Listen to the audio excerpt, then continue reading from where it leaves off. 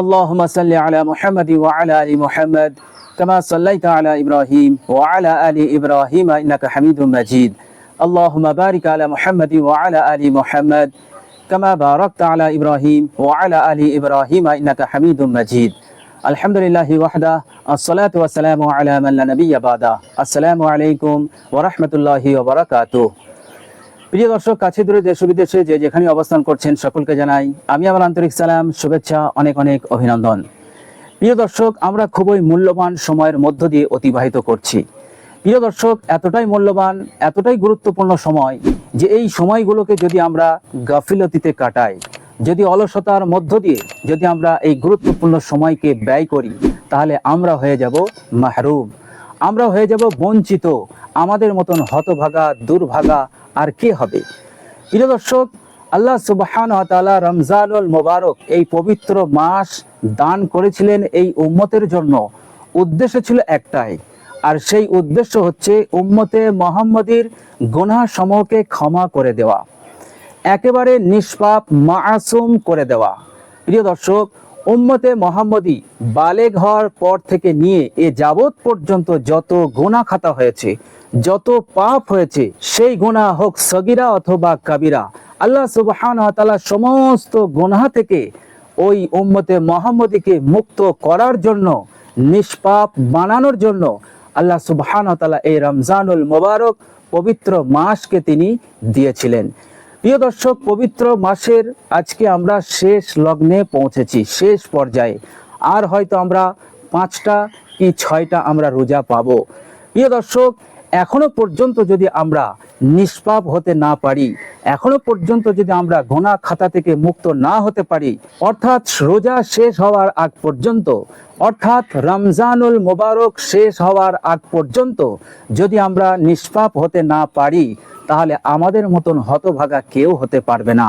কেননা আল্লাহ সুবহানাহু ওয়া তাআলা এই মাসকে, এই উম্মতকে এই জন্য দিয়েছিল যাতে উম্মত এই মাসে আমল করে নিজের গুনাহ খাতাগুলোকে সে ধুয়ে মুছে সাফ করে সে পুত পবিত্র হয়ে যেতে পারে, সে নিষ্পাপ হয়ে যেতে পারে, এবং আমি আল্লাহ খুশি হয়ে তাকে জান্নাত দান করতে পারি, তাকে নাজাত দিয়ে দিতে পারি। তো প্রিয় দর্শক, আমাদেরকে প্রতিজ্ঞা করতে হবে যে এই কয়েকটা রোজার মধ্যেই, অর্থাৎ রমজান মাস শেষ হওয়ার আগেই আমাদেরকে নিষ্পাপ হতে হবে, আমাদের সমস্ত গুনাহ থেকে মুক্তি লাভ করতেই হবে।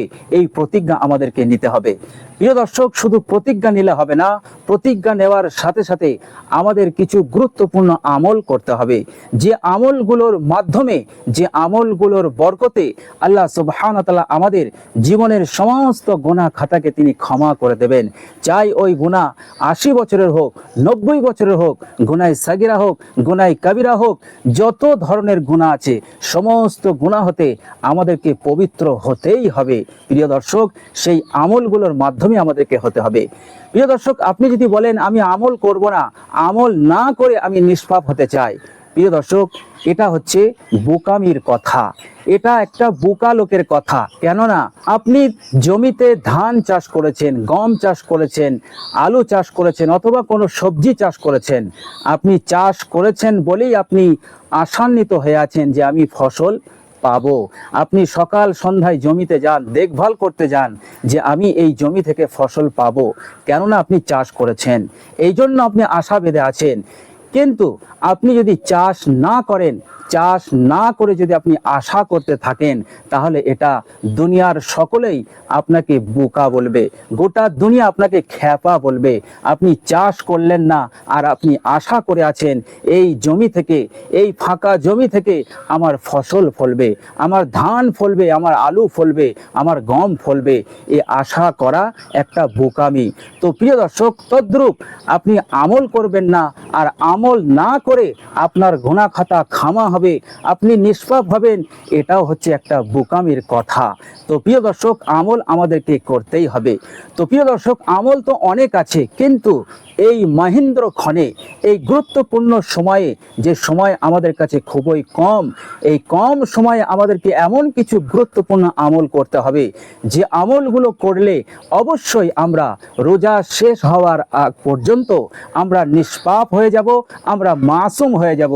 আল্লাহ সুবহানাহু ওয়া তাআলা তাআলা আমাদের জীবনের সমস্ত গুনাহ খাতাকে তিনি ক্ষমা করে দেবেন। তো প্রিয় দর্শক, চলুন আজকে আমি কিছু গুরুত্বপূর্ণ আমলের কথা আমি আপনাদের সঙ্গে শেয়ার করব, যে গুরুত্বপূর্ণ আমলগুলো করলেই আল্লাহ সুবহানাহু ওয়া তাআলা অবশ্যই আমাদেরকে আপনাকে নিষ্পাপ করে দেবেন, সমস্ত গুনাহ খাতা থেকে আল্লাহ সুবহানাহু ওয়া তাআলা আপনাকে মুক্তি দান করবেন। তো প্রিয় দর্শক, সেই গুরুত্বপূর্ণ আমলের মধ্যে সর্বপ্রথম যে আমলটা আপনি করবেন সেই আমলটা হচ্ছে, আল্লাহর নবী সাল্লাল্লাহু আলাইহি ওয়াসাল্লামের কাছে এক ব্যক্তির আগমন ঘটলো। সেই ব্যক্তি এসেই বিশ্বনবী সাল্লাল্লাহু আলাইহি ওয়াসাল্লামকে বলল, ইয়া রাসূলুল্লাহ, আমার গুনাহ, আমার গুনাহ, আমার গুনাহ, এইভাবে করে সে বলতে থাকলো।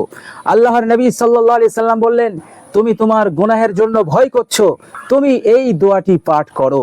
এরপর আল্লাহর নবী সাল্লাল্লাহু আলাইহি সাল্লাম ওই সাহাবীকে, যে সাহাবী এসেই বলছিল, ইয়া রাসূলুল্লাহ, আমার গুনাহ, আমার গুনাহ, অর্থাৎ আমি এত গুনাহ করেছি, এই গুনাহের কারণে আমাকে জাহান্নামে যেতেই হবে, ইয়া রাসূলুল্লাহ, আমার কোনো পথ বলে দিন, আমার গুনাহ, আমার গুনাহ। সেই সাহাবীর বলার উদ্দেশ্য ছিল এটাই। তো আল্লাহর নবী সাল্লাল্লাহু আলাইহি সাল্লাম সেই সাহাবীকে বললেন, তুমি পড়ো বিসমিল্লাহির রহমানির রহিম, আল্লাহুম্মা মাগফিরাতুকা আওসাউ মিন যুনুবি ওয়া রাহমাতুকা আরজা ইনদি মিন আমালি।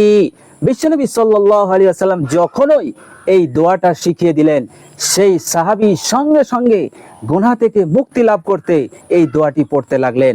যখন পড়া শেষ হয়ে গেল, আল্লাহর নবী সাল্লাল্লাহু আলাইহি ওয়াসাল্লাম বললেন, তুমি আবারও পড়ো। সেই সাহাবী আবারও পড়তে লাগলেন, আল্লাহুম্মা মাগফিরাতুকা আওসাউ মিন যুনুবি ওয়া রাহমাতুকা আরজা ইনদি মিন আমালি।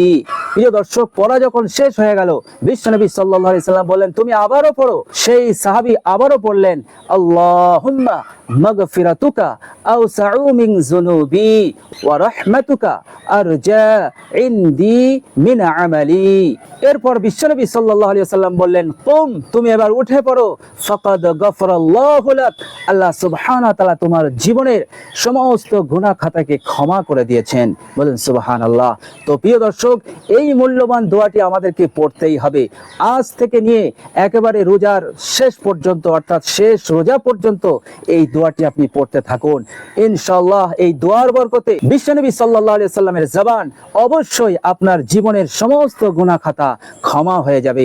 আল্লাহ সুবহানাহু ওয়া তাআলা ক্ষমা করে দেবেন, আপনাকে নিষ্পাপ বানিয়ে দেবেন। প্রিয় দর্শক, এই আমলটা অবশ্যই করবেন। প্রিয় দর্শক, দ্বিতীয় আমল করবেন কালেমা লা ইলাহা ইল্লাল্লাহ। এই কালেমা আপনি বেশি বেশি পাঠ করবেন। প্রিয় দর্শক, কালেমা লা ইলাহা ইল্লাল্লাহ এই কয়েকটি শব্দের একটি বাক্য কালেমা লা ইলাহা ইল্লাল্লাহ, কিন্তু এর ওজন এত বেশি, এত বেশি, সপ্ত আকাশ সপ্ত জমিনকে যদি এক পাল্লায় রেখে দেওয়া হয়, আর কালেমা লা ইলাহা ইল্লাল্লাহ কে যদি এক পাল্লায় রাখা হয়, তাহলে এই কালেমা লা ইলাহা ইল্লাল্লাহর ওজন ভারী হয়ে যাবে, আর এই সপ্ত আকাশ সপ্ত জমিন হালকা পড়ে যাবে। বলুন সুবহানাল্লাহ। কোন বান্দা যদি একবার কালেমা লা ইলাহা ইল্লাল্লাহ পড়ে, তার এই কালেমা পড়াটা একেবারে আরশে পৌঁছে যায় এবং সেখানে ঘুরপাক মারতে থাকে। আল্লাহ সুবহানাহু ওয়া তাআলা জিজ্ঞেস করেন, তুমি এত ঘুরপাক খাচ্ছ কেন? তখন সেই কালেমা বলে, হে আল্লাহ, আমাকে যে পাঠ করেছে তার এখনো ক্ষমা হলো না, যতক্ষণ তার ক্ষমা না হবে ততক্ষণ আমি এইভাবে ঘুরপাক খেতে থাকবো। আল্লাহ সুবহানাহু ওয়া তাআলা তখন ওই পাঠকারীকে ক্ষমার ঘোষণা দিয়ে দেন।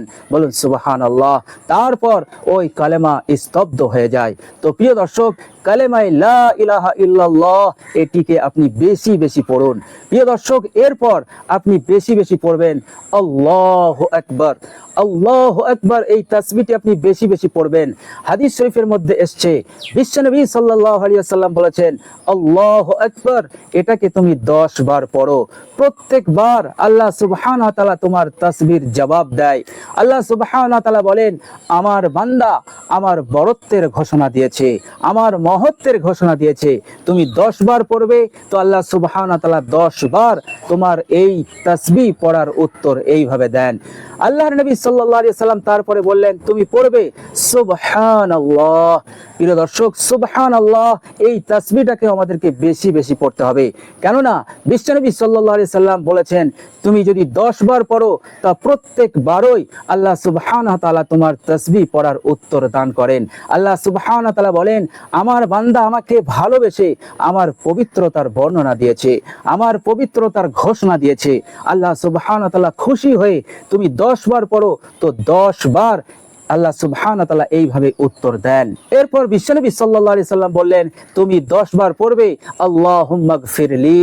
প্রিয় দর্শক, আল্লাহুম্মা গফিরলি এই তাসবিহটাকেও আমাদেরকে পড়তে হবে, কেননা বিশ্বনবী সাল্লাল্লাহু আলাইহি সাল্লাম বলেছেন, বান্দা যখন 10 বার আল্লাহুম্মা গফিরলি অর্থাৎ হে আল্লাহ আমাকে ক্ষমা করো, এই তাসবিহটাকে যখন 10 বার পড়ে তো আল্লাহ সুবহানাহু ওয়া তাআলা 10 বার সেই বান্দাকে উত্তর দেন।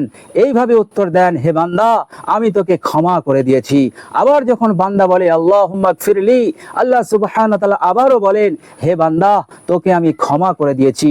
এইভাবে বান্দা যতবার বলে আল্লাহ সুবহানাহু ওয়া তাআলা ততবার বলেন, হে আমার বান্দা তোকে আমি ক্ষমা করে দিয়েছি, তোর জীবনের সমস্ত গুনাহ খাতাকে আমি ক্ষমা করে দিয়েছি, তোকে নিষ্পাপ বানিয়ে দিয়েছি। প্রিয় দর্শক, এই তাসবিহগুলো আমাদেরকে পড়তে হবে। প্রিয় দর্শক, আরেকটি তাসবিহ আমাদেরকে পড়তে হবে, আর সেটা হচ্ছে লা হাওলা ওয়ালা কুওয়াতা ইল্লা বিল্লাহ, লা হাওলা ওয়ালা কুওয়াতা ইল্লা বিল্লাহ। এই তাসবিহটাকেও আমাদেরকে বেশি বেশি পড়তে হবে। তো প্রিয় দর্শক, প্রথমে যে দোয়াটির কথা বললাম ওই দোয়াটি হচ্ছে ইস্তেগফারের দোয়া।